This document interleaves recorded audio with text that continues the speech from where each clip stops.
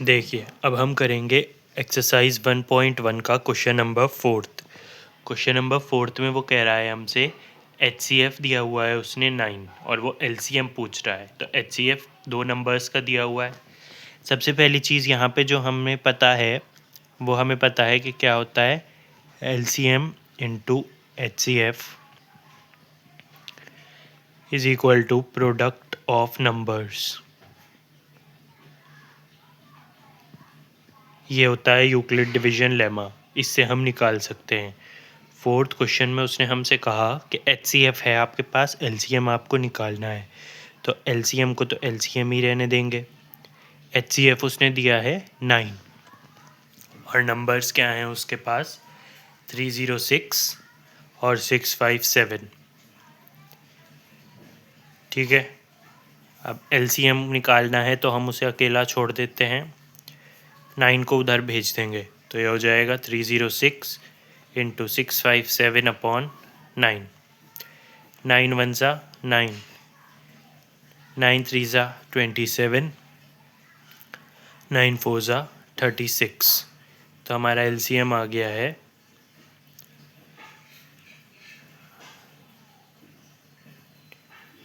34 into 657। अब हम इसे मल्टीप्लाई कर लेंगे। 7 4 ज़ा 28, 5 4 ज़ा 20 और 2 22, 6 4 ज़ा 24, 25, 26, 7 3 ज़ा 21, 17, 19, 8 3 13, 2 2 3 3 8। तो यहाँ से हमारा निकल गया LCM 2 2 3 3 8। ओके,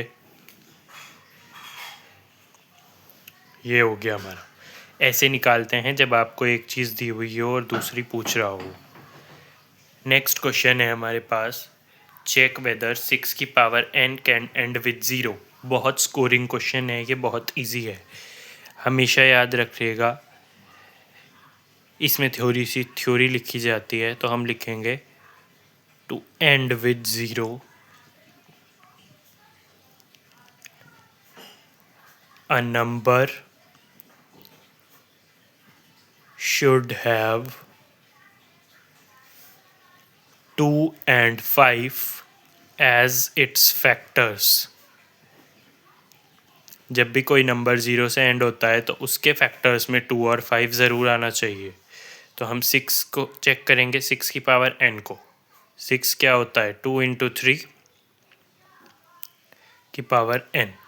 अब देखो इसमें 2 तो है लेकिन 5 नहीं है, तो जब 5 नहीं है तो 5 आना चाहिए 0 में एंड होने के लिए। तो जब इसमें 5 है ही नहीं तो ये कैसे एंड हो पाएगा 0 से। तो हम लिखेंगे since it has 2 but not 5 as a factor, so it cannot end with 0।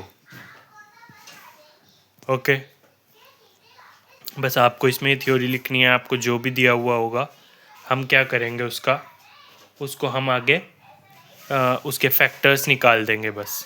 ठीक है, ऐसे चेक कर लेंगे। ऐसे ही आपको वो 8 की पावर n दे सकता है, 7 की पावर n, कुछ भी दे देगा उसकी पावर n। तो आपको ये चेक करना है कि वो 0 से एंड करेगा या नहीं करेगा। Next question number 6। Question number 6 में वो हमसे कह रहा है explain why this and this are composite. सबसे पहली चीज़ इसके लिए हमें क्या देखनी है कि कंपोजिट क्या होते हैं। कंपोजिट होते हैं अदर देन प्राइम।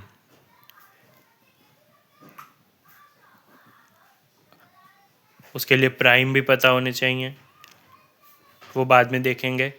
कंपोजिट को हम क्या कह सकते हैं, which have more than 2 factors. Prime क्या होते हैं,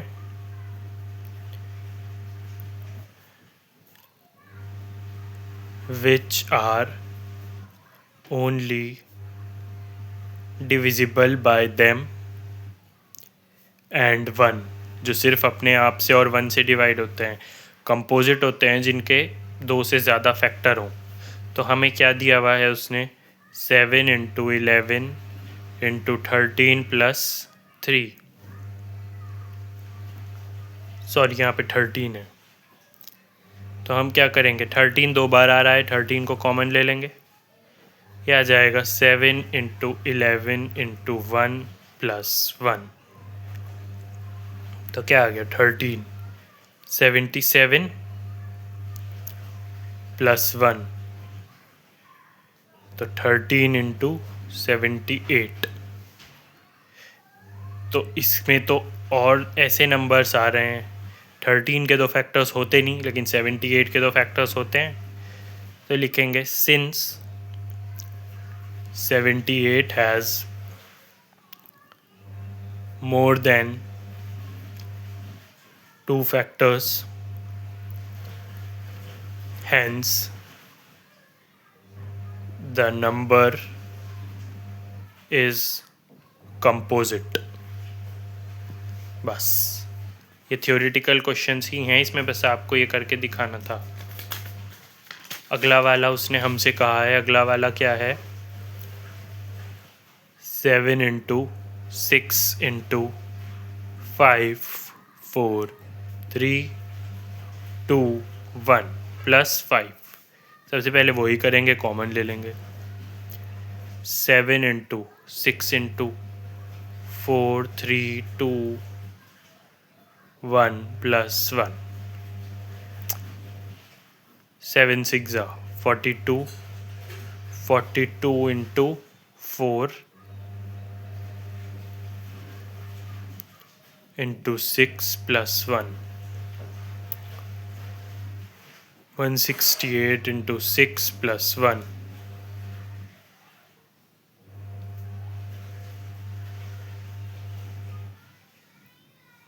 1008 प्लस 1। तो ये क्या आ गया 5 इंटू 1009। अब इसके इतने सारे फैक्टर्स हैं तो हम लिखेंगे since 1009 has more than 2 factors, hence the number is composite। Okay, अब देखिए क्या है हमारे पास क्वेश्चन नंबर 7। क्वेश्चन 7 में वो कह रहा है at a circular path Sonia takes 18 minutes to drive 1 round, Ravi takes 12 minutes. एक सर्कुलर पाथ है हमारे पास जिस पे सोनिया जो है उसे लगते हैं 18 मिनट्स और जो रवि है उसे लगते हैं 12 मिनट्स। वो कहता है suppose they start at the same point, मान लो उन्होंने सेम पॉइंट से चलना स्टार्ट किया, यहाँ से दोनों इसी तरफ गए। Then after how much time will they meet again at the starting point, तो कितनी देर में मिलेंगे वो लोग। तो जब भी ऐसा क्वेश्चन आए कि साथ में कब मिलेंगे, तो आपको क्या करना है, आपको एलसीएम निकालना है कि कितने कम टाइम में मिल जाएंगे। तो आप निकालिए 18 का और 12 का एलसीएम। 2 9 18, 2 6 12, 9 3 3 3 3 1 3 1 क्या आ जाएगा 2 into 2 into 3 into 3, 2 to the 4 3 12 3 36। तो वो 36 मिनट्स के बाद एक दूसरे से मिल जाएंगे। ओके, ये थी हमारी एक्सरसाइज 1.1 कंप्लीट। अब आएगा एक्सरसाइज 1.2। अब आती है हमारे पास एक्सरसाइज 1.2। इसमें हमें क्या करना है, इसमें हमें इरेशनल प्रूव करना है, टू प्रूव इरेशनल। देखो ये भी थ्योरेटिकल क्वेश्चन है थोड़ा, आपको इसमें थ्योरी सही से लिखनी होगी। अगर आपने इसमें थ्योरी सही नहीं लिखी तो आपके मार्क्स डिडक्ट हो जाएंगे। अगर 3 मार्क्स का क्वेश्चन है तो आपको 2 मार्क्स ही मिलते हैं, क्योंकि जनरली ये क्वेश्चन 3 मार्क्स का आता है और इसमें मार्क्स डिडक्ट होने के चांसेस रहते हैं। तो आपको ये ध्यान से देखना है कैसे करना है हमें। अब देखिए, इरेशनल प्रूव करने के लिए सबसे पहले हम सबसे पहले इसे रेशनल कंसिडर करके चलेंगे और उसके बाद कॉन्ट्राडिक्शन लाएंगे। कॉन्ट्राडिक्शन का मतलब होता है उल्टा, यानी कि गलत हो गया हमारा जो हमने एजम्पशन किया था। तो देखो कैसे करेंगे। हमारे पास पहला क्वेश्चन है √5 इज़ इरेशनल।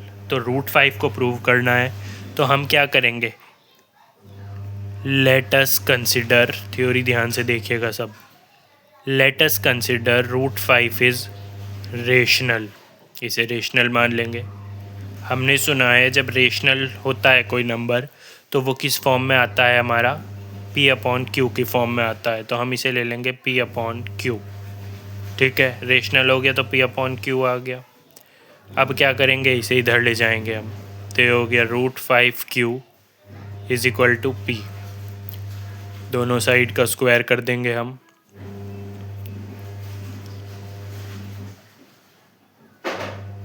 जब हम दोनों साइड का स्क्वायर करेंगे तो ये क्या बन जाएगा, 5Q² is equal to P²। तो 5Q² is equal to P²। Assume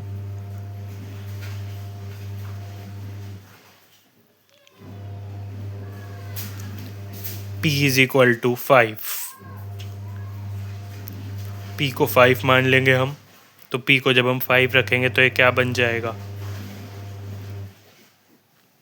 तो ये हो जाएगा 5Q² इज़ इक्वल टू 25। तो Q² आ जाएगा आपका 5। अब देखिए, Q² का फैक्टर 5 भी है, Q² का फैक्टर P भी है। हम लिखेंगे since it has both factors P² and Q², therefore our assumption was wrong.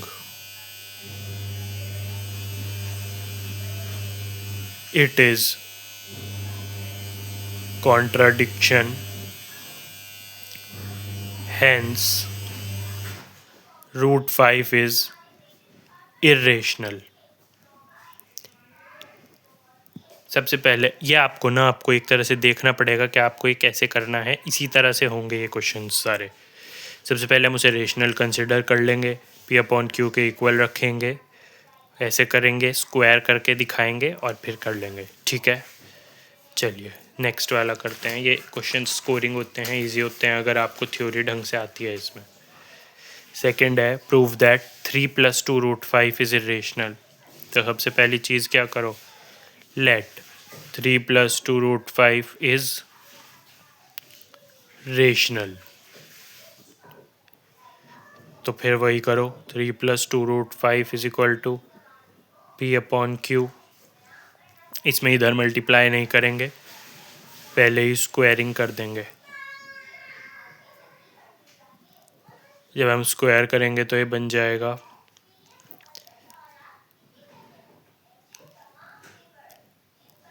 या ऐसे मत, a + b के होल स्क्वायर से खुलेगा 9 + 20 12 √5 इज़ इक्वल टू P²/Q²। तो ये हो गया 29 + 12 √5 इज़ इक्वल टू P²/Q²। अब जब वो आपको क्वेश्चन देगा तो वही बताएगा कि √5 इरेशनल है ऑलरेडी। तो हम करेंगे, हम ऐसे लिखेंगे इसमें, सिंस 29 इज़ रेशनल, क्योंकि हमें पता है 29 रेशनल है, एंड √5 इज़ इर्रेशनल, 29 रेशनल है, √5 इर्रेशनल है, hence their sum is also irrational. So 3 plus 2 √5 is irrational. बस थियोरेटिकल है ये क्वेश्चन। थर्ड क्वेश्चन देख लीजिए। थर्ड क्वेश्चन में उसने दिया है 1/√2।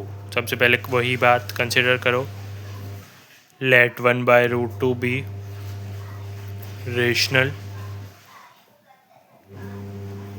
तो 1/√2 को ले लो P/Q, स्क्वायर कर दो दोनों साइड का।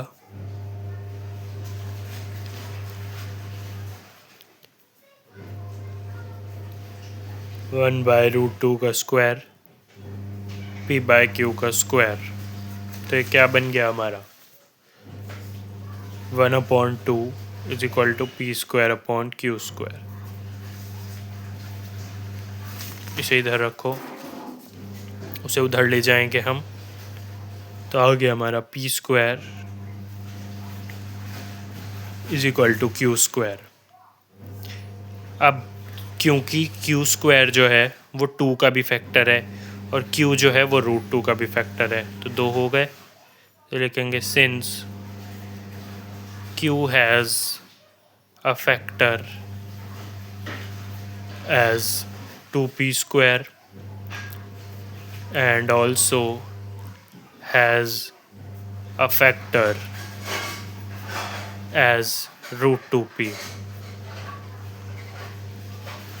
Hence,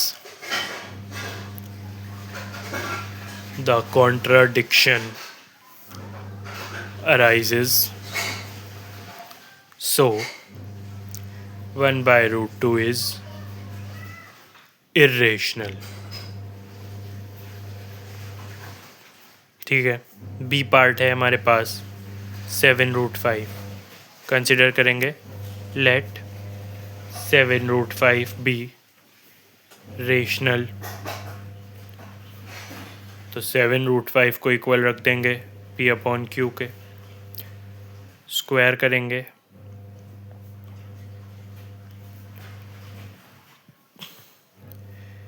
तो हो जाएगा 7√5 का square P²/Q²। 49 into 5 is equal to P²/Q²। 245 is equal to P²/Q²। तो हम लिखेंगे since Q has also a factor as 7√5,